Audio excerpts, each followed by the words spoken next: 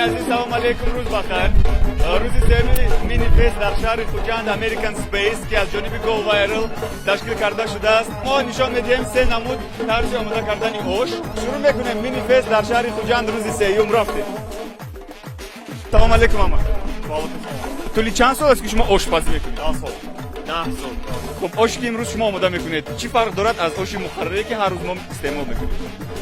Yani o şey sıfırı pancıken zirbak alodeyu guruş alode میکنیم و همه aralaş.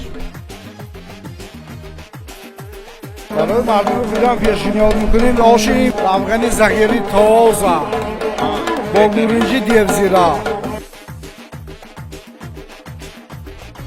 خوش آمدید به فستیوال ما. آشی که امروز شما آماده میکنید از آش مخرری همه روزه که ما استعمال میکنیم چی فرقیت داره؟ آش ما که آش پنجگانی است. گوشت گوسفند تیار میشه. و سبزی زرد. آشپزان ماهی رو دعوت کردیم از شهر اسفره، از شهر پنجکند و از شهر خوجند باستانی. aynı hal آش شما تا چه اندازه آماده شده است؟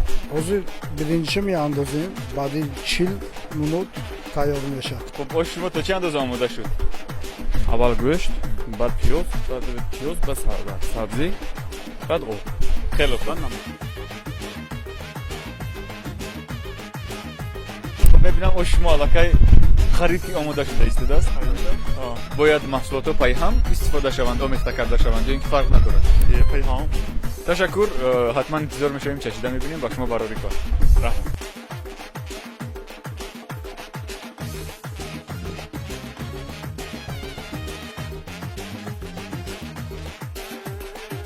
دوستان عزیز لحظه بسیار هم هیجان آور هر یک آشی که در اینجا آماده شده است خصوصیت و مزه خاص خود را دارد. آب، ششالی، پیاز، عیاز، لیلا، آتش، لیوی آش، حلاقه دستات را گردن می‌گیرد. دوستان عزیز آش اسفره رو چشیده میبینیم. اکنون میگذاریم با آشی پنجکند در آش خوجندی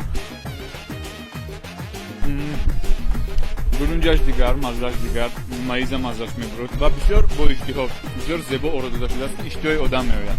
یک جهان تشکر زیاد با هر یک آشپز ما که امروز وقت خود را در خدمت آمدن.